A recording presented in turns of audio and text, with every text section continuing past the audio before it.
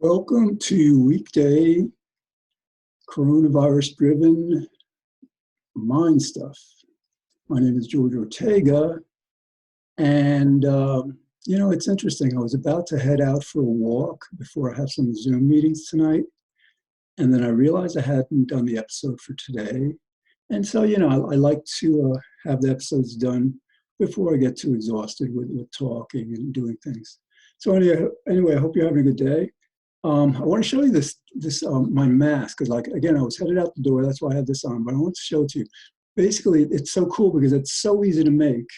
It's basically the sleeve of a t-shirt, And so what I did is I painted it with acrylic paint on the back, so it's not permeable. And then I slit, I don't know if you can see this on either side, a slit for the ears. And again, I kept the seams on both sides. I cut outside of the seam so it stays together well. And check this out. This is like so cool. So it comes on, comes on and off really quickly, and it provides a lot of protection, So yeah, again, if you need it took me like 5 minutes, less than that. So anyway, what's going on? I'm feeling kind of good. I mean, I've been practicing my bass guitar recently. Things are coming together, It's nice because for a while I wasn't, able to practice because I felt guilty. I, feeling kind of like Nero fiddling while Rome was burning. I talked about this before, but, I seem to have gotten over that. And let's see. Yeah, I incidentally joined a group that meets every Thursday on Zoom. It's hosted by the Westchester Independent Living Center, and it basically is a series of talks on a woman named Julia Cameron. She wrote a book, I think, called The Way of the Artist. I'm listening to it now on Audible, and so we go through a chapter each week. I attended their first talk recently, this last week. And so basically, so that's good. I just had to close the window because there's, my apartment just faces a patio, and it's actually a very beautiful view, not nice houses, and again, a patio for our apartment. But, it's usually quiet out there. But anyway, so yeah, so I think maybe going to this group has helped me, or will help me more, to overcome these blocks to creating. Because I would, ideally I'd like to start painting again. That'd be great, but leave that for later if it's going to be. Okay. So yeah, I was like, I'm planning after this to take a walk through town, maybe 2 laps. I've got to be back here. It's 3:03. Again, this is episode number 13. So it's Tuesday, April 28th, I believe. Yep. And so again, 3:04 in the afternoon. And I've got a Zoom meeting at 5, which is great. We're gonna I think we're going to just talk and play games, maybe afterwards. Then on Wednesday, a couple of us, one of us is an amazing violinist, so he's going to improvise on a violin. I mean, I've heard him before. He's totally amazing. Then another woman's going to sing.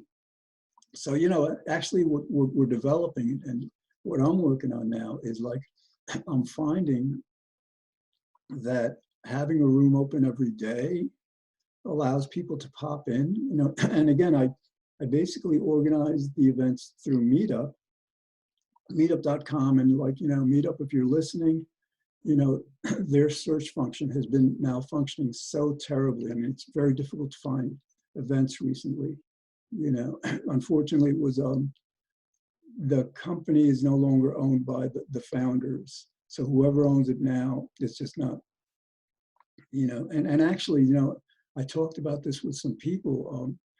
if Meetup doesn't improve their platform soon, my guess is that Zoom is going to seize the opportunity. I mean, Zoom could easily integrate the, as a paid service even, the creation and advertising of groups, do exactly what Meetup does, but for the Zoom platform. So either way, like I've been a member of Meetup for 10 years, but really, they make, it's really because they're not paying attention to software, to the search functions, to integrating, for example, I'm looking for an event in Los Angeles, and the main listing doesn't say that it might say the event is at 5, right? It doesn't say that the event is at 5 Pacific daytime, which would mean 8 o'clock our time. So again, that's just one of various things that Meetup really has to work on in terms of their search functions. And I think it'd be great if Zoom came into this, into this platform, into this organizing venue, because they have done these teleconferences so intelligent and so user-friendly. And so, they seem like the ideal company to just expand in that way. So what else? So yeah, I'm gonna take a walk after I'm done with this. I'll upload it later. I just want to get it recorded. And I was thinking, then I was thinking like, well, maybe I'll do a little shopping, food shopping, because I have a few things to get. But I think I prefer to do my shopping either late at night or early in the morning, because that's when the time when there are fewest people there. And, it's, you can't be too safe, So, and there's nothing I really, really need right now. So, okay, what else? So here's some kids playing outside. That's nice. So yeah, I'm looking forward to tonight. Again, tonight I have this, we're on every day, and it's the same people, and we're beginning to feel like family. It feels great, and then I have my group, which is kind of like a party, it's an open-ended conversation. At first, it was structured around the topic of happiness. But then I discovered that the people who came into the room just wanted to talk, just wanted to connect. They didn't necessarily want to work on their happiness or go through some kind of like instruction that I might provide and all. So I started like just sitting back and letting the group just like talk. And I think that's the right approach for many of these, meetings that are designed to help people connect. Interestingly, I attended a meetup a couple of days ago that was called speed friending. And the way this works is like on Zoom, if you're an organizer of paid accounts, this is $15 a month. You can break the room. Let's say you have 20 people, right? 21, you can break it into 7 groups of 3 people each, just like however many people you have, you can break it up into however many groups you want. So this guy, it was brilliant. I mean, it took him a little while to get it done. He's going to do it again. He basically there were about 20 of us, and he divided us into 6 rooms, I believe. And we had about, let's say, 10 minutes within each group. So we're with 3 people, then we'd go back to the main group. Then he would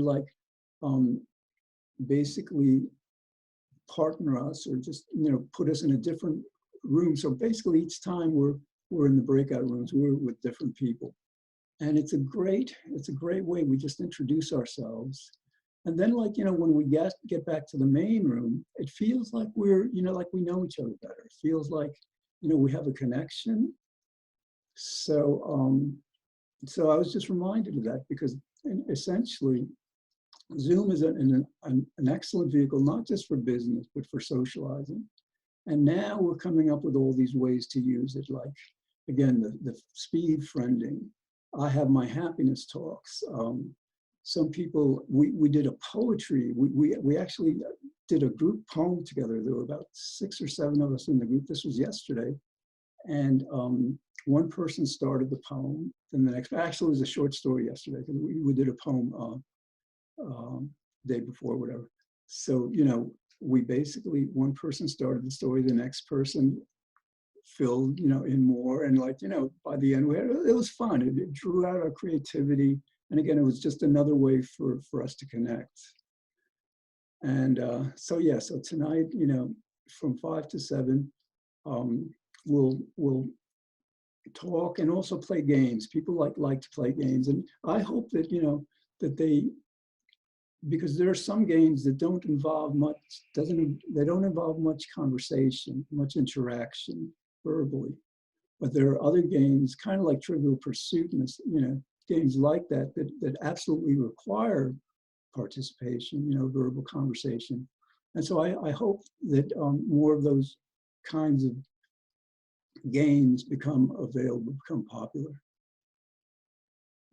It's a nice day out. I can't wait to get out. Again, I've got like 17 minutes. And I'll walk, I guess, ideally what I'd like to do if I have time is take 2 laps, you know, around Mamaroneck Avenue up to North Broadway and back. It's about 1.5 miles each lap, which is nice. And I get 3 miles of walking in. I haven't taken my bicycle out for a while. I'd like to do that. I just ordered a strap where I can like strap my camera onto the bicycle. And I was thinking for a future episode, we might do that. We might just take a ride. You know, right now I live on the suburbs of White Plains, but right, you know, my front door is in the city, you know, there's stores across the street and stuff. And then my back window is like on a residential street. But like, you know, growing up, I grew up in the Highlands area. So it'll be fun to just bicycle around there and just like give a tour of like, you know, memories, just like, you know, because it'd be a fun thing, whatever. So like, I got to wait for Amazon, you know, for it to come in the mail. And actually, I forgot, I could have like asked them to deliver it to Whole Foods. You know, they have a locker there. I could just pick it up. But either way, they're a bit backlogged, you know, because I have Amazon Prime. Ordinarily, you get to deliver in 2 days. You know, I got Amazon Prime specifically to get some foods that aren't available in my nearby restaurant, supermarket. I used to have to take the bus to Trader Joe's. I mean, I may take it sometime soon as long as I stay in the back of the bus. But I found, like, for example, some of the grains and the nuts that I eat, I eat a very natural diet.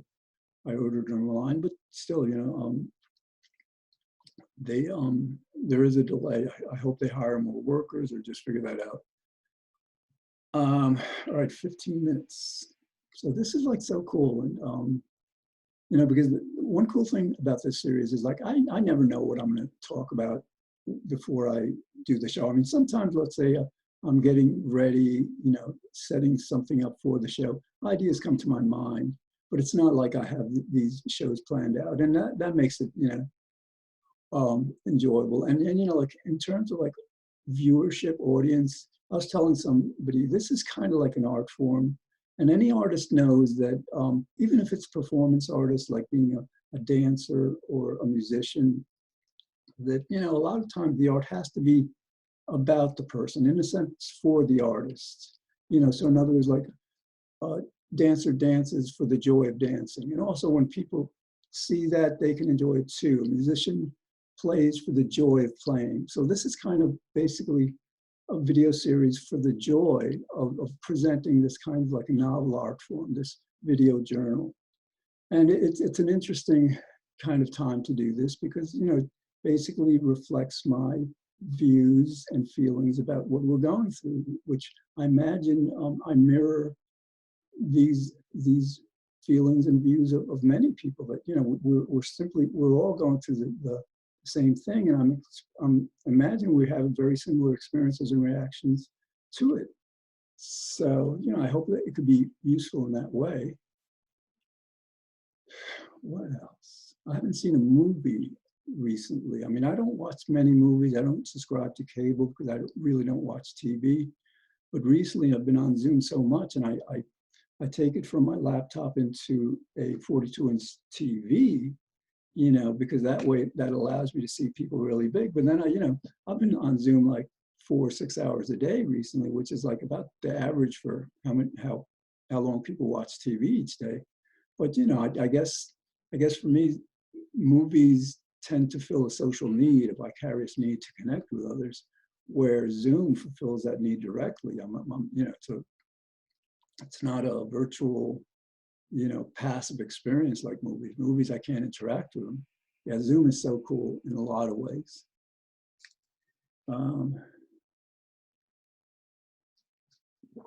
So let's see. Oh, this is great. So like right now, I'm moving into kind of a time where I really don't know what to say. And I fortunately have a pretty good sense of humor about things. So in other words, like I find humor in my like sitting here trying to, now what I say now, right? And I've done so many shows over the years, TV shows, for White Plains cable community media, and for New York City, their Manhattan neighborhood network. So, I'm accustomed to this format of just extemporaneously talking. But there is a difference. Before I was talking about happiness, or, my show was about happiness. And then I did another show on the illusion of free will. So these are kind of like centered around themes and topics, and, they're much more structured. I had to prepare, at least bullet points, just outlines for each show. But this is, so this is whatever comes into my mind at the time. And so like, okay. So, and actually, all right, I'm gonna I hope this is picking it up. It should. These mics are great. With Zoom, it has a little option that you click, and it adjusts the sound of the microphone automatically. So if you start raising your voice, it lowers the volume of the mic. If you start speaking more softly, like I'm doing now, it raises it. And actually, I really want to talk more softly, more calmly, because if you've ever seen my shows, there's over 400 episodes on the internet. You will, you'd notice that, I tend to kind of like be very energetic, active, too active, I think, in my view, how I present and how I feel while I'm doing the shows. It's like, it's always kind of like an urgency to get information out or something, I don't know. But anyway, so I will calm myself, center myself, and see if I can talk more softly. But the question becomes, what will I talk about? And that I do not know yet. I will wait and, right, I'm going to wait right now and see what comes to my mind next. Okay, all right, I had something. A thought came to talk about this Miami comedy group that I found on Meetup and that I attended a couple of nights ago through a Zoom meeting. And they were cool. They produced a short film, must have been about 10 minutes long, just chronicling this comedian as he, prepares, as he talks about the art of comedy. And, they followed him into one of his sets. So they were in this place, I forget the name of the place, the comedy club. So yeah, so that it's funny because like initially that thought came to my mind, when I asked myself, what should I talk about? And then like my first reaction after that was, I don't think I really want to talk about that because I talked about that before. But I found myself going to it anyhow. And it's kind of like interesting, because this is like how our minds work, that just from moment to moment, thoughts just come into our awareness. And, it's anybody's guess where they come from. I mean, I'm a theist, I believe in God, so I believe they all come from God. And actually I'm not a conventional theist. I think Einstein's on my side on this. In other words, like that basically Einstein believed in God. He also didn't believe in free will. So I don't believe that these thoughts that I have, I'm just of a free will coming up with, and so like, so they're all coming from God. And now the question becomes, are they coming from God directly or through intermediaries? In other words, are there these spirit souls, these beings that we can't otherwise interact with or connect to that are kind of like, you know, relaying. I mean, like, here it gets, I don't, should I get into this? No, because I was just going to get into kind of like this involved explanation of causality, how everything has a cause. And so, like, you know, reality progresses moment by moment in a causal manner. But that, you know, I don't want this, at least this episode today, to get too heavily into philosophy and science. But it is really interesting. So these thoughts are just coming to me. Again, most fundamentally from God, however, you know, whatever process they have to go through on the way here, whether there are intermediaries or not. But it's kind of like, you know, when we read a book or watch a movie, we don't know what's going to happen next. We're waiting to see. And with these thoughts that come into our minds, it's pretty much the same thing. You know, we don't know what we're going to, I'm wondering if this is all that. Yeah, I mean, there's not much light, you know, here, which is fine. You know, I think I like the look. It's kind of like relaxed. But yeah, these thoughts just come into our minds, and it is, you know, it's kind of very much, it's the same thing as, like, you know, if you're reading a book, I mean, you're having your own thoughts, of course, while you're reading. Let's say it's a fiction novel, but to a great extent, you know, you're kind of like, your consciousness is being led by the author. The same with a movie, you know, your consciousness is being led by the producer, by the writers, the actors. And so, but like, without those kinds of vehicles, those vicarious passive vehicles, you know, we have simply thoughts coming into our minds all the time. And that is like so cool. Who knows, maybe in 30, 40, 50 years, they will be able to with artificial intelligence and different nanobots, you know, different kinds of advanced technologies, be able to even on a screen present, you know, pretty accurate depiction and images and words and tone, whatever, what our thoughts process are like. And if this sounds science fiction-y, you know, I would recommend you to a book by Google's director of engineering. He is a pioneer in computer technology and technology in general. His name is Ray Kurzweil.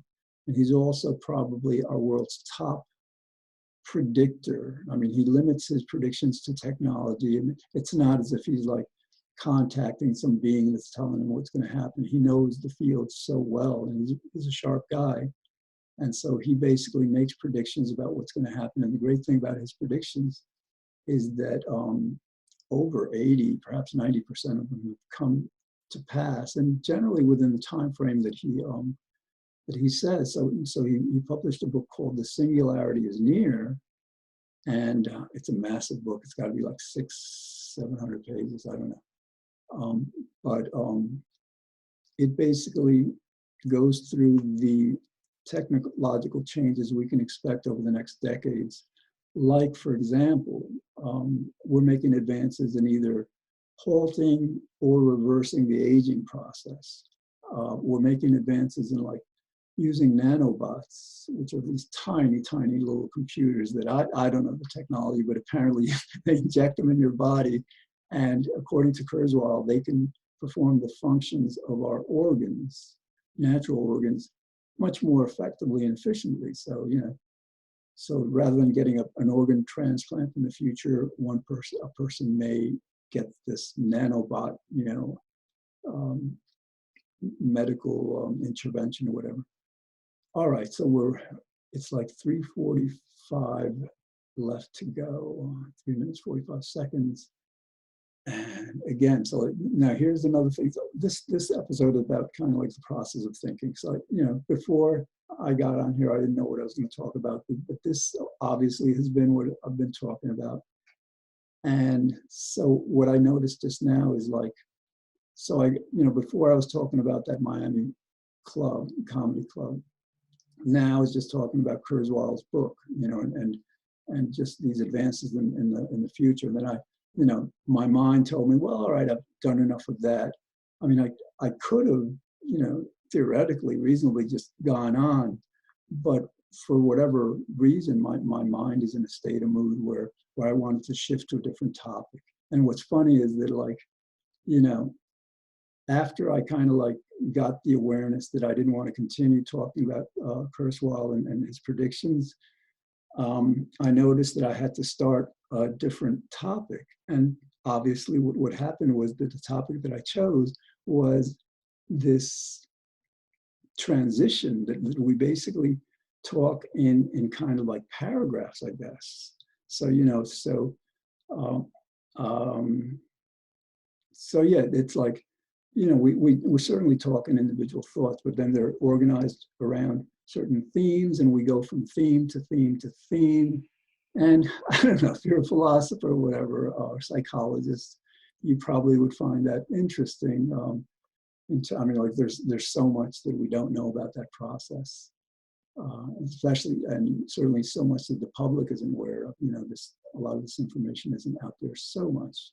All right, we're under the 2-minute mark, which means that what I have to do is I got to hang around here it's like 3:26. I have to hang around here another 10 minutes for it to process after, I close this Zoom meeting. I'm recording this through Zoom. And then I can, like, hibernate my computer and head out. So that's good. All right. I hope you guys are doing well. I hope you're taking advantage of online connection vehicles like Meetup, like Zoom, FaceTime, Google Groups, whatever. I mean, I personally think Zoom just like is so much better than the rest of them. It just is. It's so much more intelligently done and user-friendly. And, they were caught by surprise. They went from 10 million, basically corporate subscribers, to now over 300 million. And so, like, they had security issues for a little while, but they're on top of those now. And so, like, this is such a great, and they actually, provided this service like free for schools across the world. And I think hundreds of thousands of schools now conduct their classes through Zoom, which allows our kids to continue their education. All right, 25 seconds. So again, this is George Ortega for Weekday Coronavirus-Driven Mindset.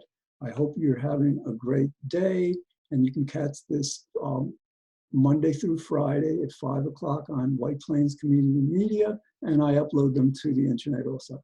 Okay, take care. See you next time. Bye.